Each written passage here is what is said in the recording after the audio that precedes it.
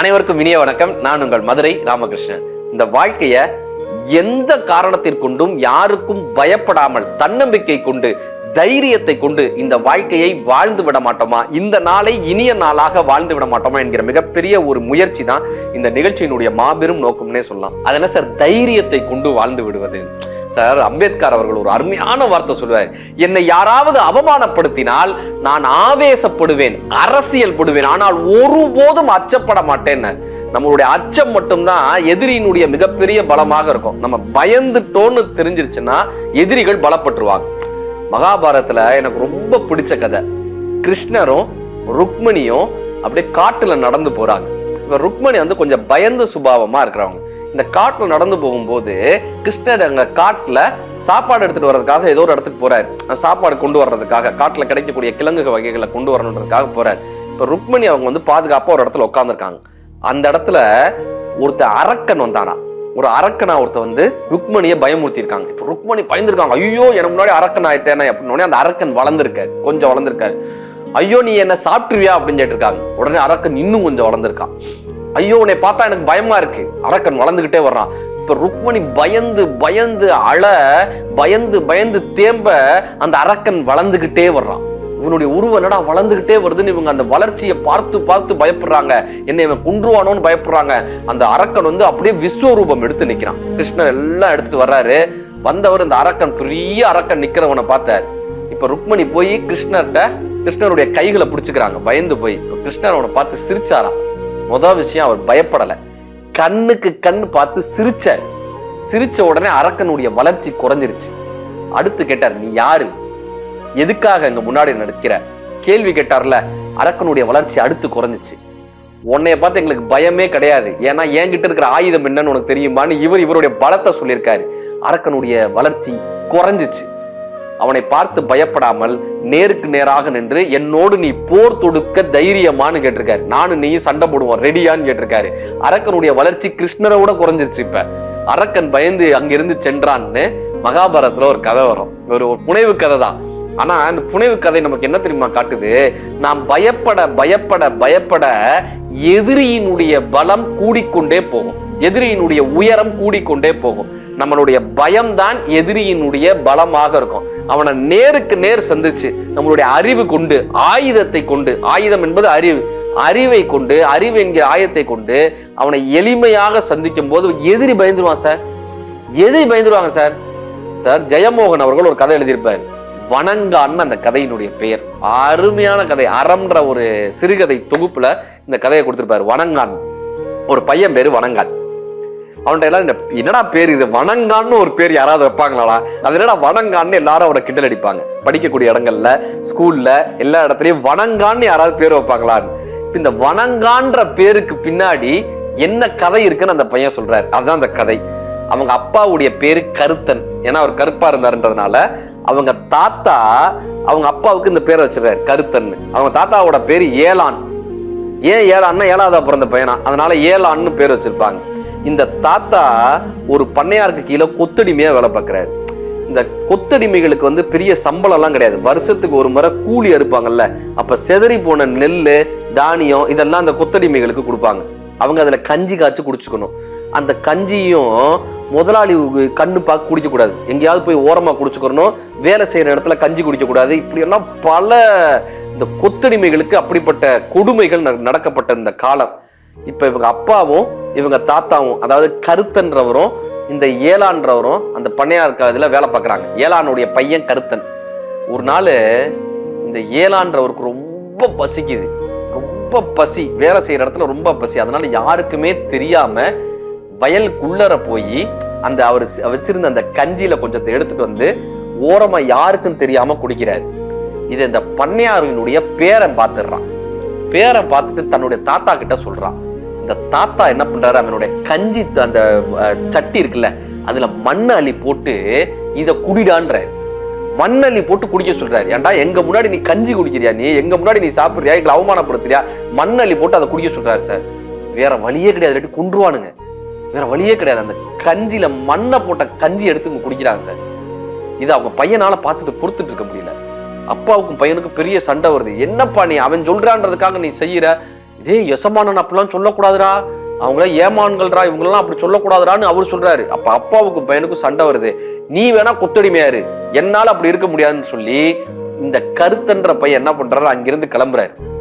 அங்கிருந்து அப்பாவோட சண்டை போட்டு கிளம்புறாரு. ஆனா அந்த நாய்கள் எல்லாம் கத்த, அந்த எஜமானினுடைய நாய்கள் எல்லாம் கத்த பிடிபட்டுறாரு, பண்ணையார்கிட்ட பிடிபட்டுறாரு. இப்ப அவங்க அப்பா வந்து அழுகிறாரு, ஏமானே என் பையனை கொன்றாதீங்க, ஏமானே எனக்கு இருக்கிற ஒரே கத்துறாரு. இப்ப என்ன தெரியுமா தண்டனை கொடுக்குறாங்க, அந்த அப்பாவை இடுப்பளவுக்கு மண்ணுல புதைச்சு வச்சிடுறாங்க. இடுப்பளவுக்கு மண்ணுல புதைச்சு வச்சு இந்த தப்பிச்சு போனான்ல பையன் கருத்தன், இவனை என்ன பண்றாங்க, யானை கால் 4 கால் இருக்குல்ல, யானைக்கு 4 கால் இருக்குல்ல, இதுக்கு நடுவுல உட்கார வச்சிடுறாங்க. யானைக்கு 4 காலுக்குள்ளர உட்கார்ந்துருக்காரு. இப்போ உனக்கு அப்படி பயம். என்ன அர்த்தம்னா, இவனை மிதிச்சு கொல்லணுமா வேணாமான்றத கடவுள் தீர்மானிச்சுப்பாரு அப்படின்னு யானை காலுக்குள்ளர உட்கார வச்சிடுறாங்க. இப்ப உனக்கு அப்படி பயம், யானை மிதிச்சிருமோ அப்படின்னு பயம். ஆனா உள்ளர உட்கார்ந்து இருந்தாலும் தைரியமா, ஒரு கட்டத்துல தைரியமா யானையோட பேசுறான் சார் அந்த பையன். என்னைய மிதிச்சாலும் பரவாயில்ல, நான் அடிபணிய மாட்டேன்னு யானையோட பேசுறான் சார். இப்ப யானை இந்த தென்னங்கீற்றை எடுத்து சாப்பிடுது. இப்படி தென்னங்கீற்றை எடுத்து சாப்பிடும் போது 2 அடி மேல உழுகுது உள்ளர. அதுக்கப்புறம் உள்ளர ஆள் இருக்கான்னு தெரிஞ்ச உடனே யானை என்ன பண்ணுது, அதை மெல்லமா எடுத்து சாப்பிட ஆரம்பிக்குது. அதுக்கப்புறம் கரும்பை உடைக்கும் போதெல்லாம் இவன் மேல படக்கூடாதுன்றதுக்காக யானை மெல்லமா சாப்பிடுது. இந்த யானையினுடைய கால்கள் எப்படி இருந்ததுன்னு ஜெயமோகன் எழுதுறாரு. ஒரு யானையினுடைய கால் தூண் போல கீழே ஒரு பஞ்சு மூட்டையை அடைத்தது போல் இருந்ததுன்னு அந்த கால்களினுடைய அழகு அப்படி எழுதுறாரு. உள்ளர உட்காந்துருக்கான், யானைக்குள்ளர உட்காந்துருக்கான். யானையினுடைய சிறுநீர் கழிக்கும் போது அந்த தண்ணீர் எல்லாம் அவருடைய உடம்பு முழுக்க தெரிக்குது. யானையினுடைய சிறுநீர்ல இருந்து அப்படியே இந்த யானைக்குள்ளரே இருக்கான். சாயந்தரம் வர அந்த யானை இவனை எதுவுமே செய்யல சார், எதுவுமே செய்யல, அப்படியே பார்த்துக்குது, அப்படியே பார்த்துக்குது. அதுக்கப்புறம் அவங்க என்ன பண்ணையார்கள் என்ன பண்றாங்க, இதுதான்டா அவங்களுக்கு கடவுள் கொடுத்த தண்டனை, அவங்க போயிடுறாங்க. இப்ப இந்த பையன் இவ்வளவு பிரச்சனைக்கு அப்புறமும் பயப்படாம யானைக்குள்ள இருந்து வெளியே வந்து திரும்ப தப்பிச்சு போறான் சார். தப்பிச்சு நாகர்கோயில்ல எங்கிருந்தோ எப்படி இல்லாம போய் ஒரு டீ கடையில வேலைக்கு சேர்றாங்க. டீ கடையில வேலைக்கு சேர்த்து அங்க இருக்கக்கூடிய அந்த சின்ன சின்ன பேப்பர் இருக்கும்ல, அதுல படிக்க கத்துக்கிறார் சார். ஆங்கிலம் படிக்க கத்துக்கிறாரு, தமிழ் படிக்க கத்துக்கிறாரு. இப்ப இந்த வயது வரும்போது, இந்த 10 வயது வரும்ல, 10 வயது வரும்போது இவனுடைய ஹீரோவை பாக்குறாரு. யார் தெரியுமா, எய்தாப்புல கோர்ட் இருக்கு, அந்த டீ கடைக்கு எய்தாப்புல ஒரு கோர்ட் இருக்கு. அங்க நேசமணின்னு ஒரு வக்கீல் வராரு. புரட்சியாளரா இருக்காரு அந்த வக்கீல், பயங்கரமான புரட்சியாளர். எப்படிப்பட்ட புரட்சியாளர் இருப்பாருன்னா, கோர்ட்டுக்குள்ளர சில பேருக்கு நாற்காலி போடுவாங்க, சில பேருக்கு முக்காலி தான் போடுவாங்க. இந்த முக்காலியில உட்காரவங்க நாற்காலியில உட்காரக்கூடாது, வர்ண தீட்டுன்னு சொல்லி. அப்படி இவர் என்ன பண்றாரு, ஏன்னா கோர்ட்ன்றது ஜனநாயக நாடுதான்னு சொல்லி நேசமணின்றவர் என்ன பண்றாரு, முக்காலிகளை தூக்கி அடிக்கிறாரு, நாற்காலிகளை தூக்கி அடிக்கிறாரு. நேசமணியை பார்த்தா அத்தனை பேரும் பயப்படுறாங்க.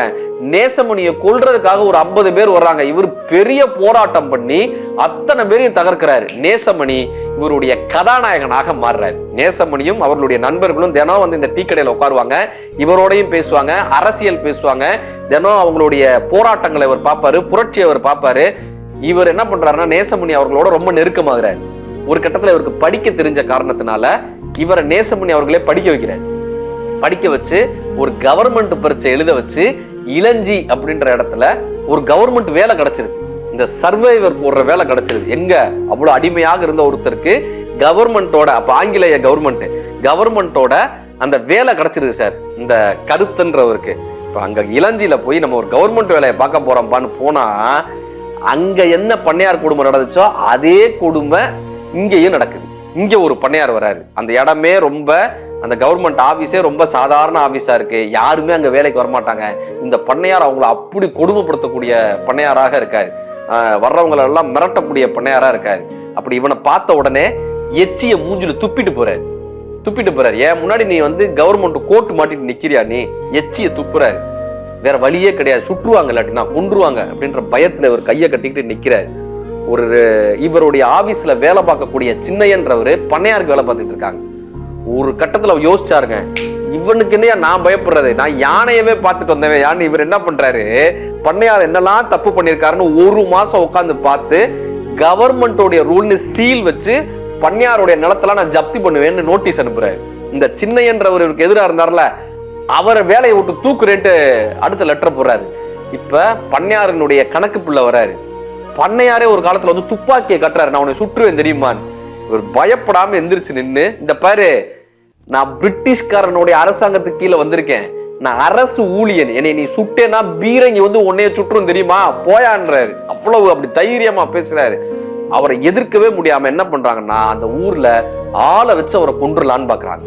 ஆளை வச்சு கொண்டுடலான்னு ஒரு மாசம் அந்த அறையை விட்டு வெளியவே வராம, ஒரு மாசம் அந்த கவர்மெண்ட் ஆபீஸ்ல இருந்து வெளியவே வராம உள்ளரையே சமைச்சிட்டு இருந்து தன்னுடைய ஆக சிறந்த தலைவனான நேசமணிக்கு ஒரு கடிதம் எழுதுறாரு. ஐயா, இந்த மாதிரி இந்த ஊருக்கு வந்தேன், இந்த பண்ணையார் என்னை மிரட்டுறாரு, இவங்க இங்கேயும் வந்து இந்த அடிமைத்தனம் இருந்துகிட்டே இருக்கு, நீங்க தான் இதுக்கு வந்து பதில் சொல்லணும் அப்படின்னு நேசமணி அவர்களுக்கு ஒரு கடிதம் எழுதுறாரு. நேசமணி வருவாரா மாட்டாரான்னு தெரியாது, ஆனா இவர் எதிர்த்த பண்ணையார் இவரோட உயிரோட விடுவாரா மாட்டாரான்னு தெரியாது. இந்த ஊர்ல வெளியே போகவே முடியல, தன்னுடைய சொந்த ஊருக்கும் போக முடியாது, உயிரோடு இருப்போமா மாட்டோமான்னு தெரியாது. ஆனா அப்படி மனதுல மட்டும் அந்த உறுதி இருக்கு சார். இந்த கருத்தன்றவருக்கு மனதுல மட்டும் அந்த உறுதி, நான் எதிர்த்து நிப்பையா, பீரங்கி இருக்கியா எனக்கு பின்னாடின்னு அந்த தைரியம் மட்டும் இருக்கு. ஒரு நாள் அந்த ஊர்ல இளஞ்சின்ற ஊர்ல ஒரு யானை வருது. யானைக்கு பின்னால் ஒரு 80 பேர் வர்றாங்க. யானை மேல நேசமணி அண்ணன் உட்கார்ந்து வர்றாரு. அப்படியே வந்தவரு இந்த அரசு அலுவலகத்துக்குள்ள நுழைஞ்சு இவரை கூட்டி யானை மேல உட்கார வைக்கிறார். உட்கார வச்சு ஊரெல்லாம் ஊர்வலமா கூட்டு போறாரு. இவன் தானடா உன்னை கொல்லுவேன்னா, இவன் தாண்டா உன்னை கொல்லுவேன்னான்னு அத்தனை பேரையும் காமிச்சு ஊர்வலமா கூட்டு போய் பண்ணையார் வீட்டு கேட்டை உடைச்சு பண்ணையார் வீட்டுக்கு முன்னாடி நின்று மகாத்மா காந்திக்கு ஜே, நேதாஜி சுபாஷ் சந்திர போஸுக்கு ஜே, பாரத மாதாக்கு ஜேன்னு அந்த பாரத கோஷத்தை எழுப்பி பிச்சு புடுவோம் பாத்துக்க அப்படின்னு மிரட்டிட்டு அந்த யானையோடு வந்து ஊரே பயந்து போய் பார்த்திருக்கு. யாருப்பா இவங்க, பண்ணையார் விளவெழுத்து போயிருக்க. அத்தனை பேரையும் மிரட்டி மீண்டும் அந்த அரசு அலுவலகத்துல வந்து அவரை இறக்கி விட்டு, உனக்கு பின்னால் இவ்வளவு பெரிய படை இருக்குதுன்றது அவங்களுக்கு தெரியும், இனிமே உன்னைய தொடவே மாட்டாங்க பாரு அப்படின்ட்டு அவரு நம்பிக்கையை கொடுத்துட்டு போறாரு. அதற்கு பிறகு அந்த ஊரில் பண்ணையாரினுடைய சாம்ராஜ்யம் அப்படியே அழிஞ்சது. அதுக்கு அவருக்கு பிறந்த மகனுக்கு, அந்த கருத்தனுக்கு பிறந்த மகனுக்கு அதனால் வணங்கான்னு பேர் வச்சாராம். எவனுக்கும் நான் வணங்க மாட்டேன்பா, எவனுக்கும் நான் வணங்க மாட்டேன்பான்னு வணங்கான்னு பேர் வைத்ததாகவும் அவங்க அப்பா அடிக்கடி சொல்லுவாராம், யானடா நானு, யானடா, அன்னைக்கு யானையினுடைய சிறுநீர் வாசம் என் மீது பட்டதுனால நாய்கள் எதுவுமே வரல, யானையின் காலுக்கு கீழே இருந்தேன் நானு, இன்றைக்கு யானையின் தலைக்கு மேல் ஏறக்கூடிய தகுதி என்னுடைய தைரியத்தின் மூலமாகத்தான் வந்தது, அதனால் என்னை போன்றவர்களுக்கு விடுதலை கிடைச்சதுன்னு அந்த கருத்துன்னு அவர் சொல்லிட்டே இருந்தாராம். அப்படி நம்ம யானைக்கு கீழே இருந்தாலும் கூட நம்மளுடைய தைரியமும் உண்மையும் நேர்மையும் எதிர்த்து கேள்வி கேட்கக்கூடிய குணமும் நம்மளை யானையின் தலைக்கு மேல உட்கார வைக்கும் சார். தலைவனா மாற்றி உட்கார வைக்கும்ன்றதுக்கு இந்த வணங்கான்ற கதை மிகப்பெரிய ஒரு உதாரணம். அப்படியான ஒரு கதையை அதை கொடுத்துருப்பாரு. அதனால அது வணங்கான்னு பேர் வச்சாங்கப்பான். யார் நம் மீது முன்னால் இருந்தாலும் கூட அவர்களுடைய பேச்சு நியாயம் இல்லைன்னா கேட்கக்கூடிய தைரியம் நமக்கு வரணும். வாலி அவர்கள்ட்ட ஒரு பத்திரிகையாளர் கேட்கிறாரு, உங்களுக்கு ஏங்க வாலின்னு பேர் வச்சாங்க? இவர் சொல்றாரு, எனக்கு முன்னாடி யாராவது இருந்தாங்கன்னா வாலி வந்து அவங்க முன்னாடி இருக்கிறவங்களுடைய பலத்துல பாதி வாங்கிப்பாரப்பா, அந்த மாதிரி நான் எனக்கு முன்னாடி யாராவது இருந்தாங்கன்னா அவங்களுடைய அறிவுல பாதியை வாங்கிப்பேன்ற, அவங்க அறிவுல பாதியை வாங்கிப்பேன். இந்த பத்திரிகையாளர் ரொம்ப திமிரா கேட்டாரு, அப்படி ஒன்னும் நீங்க பெரிய அறிவாளி மாதிரி தெரியலையே அப்படின்னு இருக்காரு. அப்படி ஒன்னும் நீங்க பெரிய அறிவாளி மாதிரி தெரியலையே. வாலி சொன்னாராம், எப்பா எனக்கு முன்னாடி இருக்கிறவன் அறிவாளியா இருந்தா அவன்கிட்ட இருந்து அறிவை நான் பாதி வாங்கிப்பேன், எனக்கு முன்னாடி இருக்கிறவெல்லாம் ஒன்னே மாதிரி இருந்தானா நான் என்னப்பா பண்றது அப்படின்னாராம்.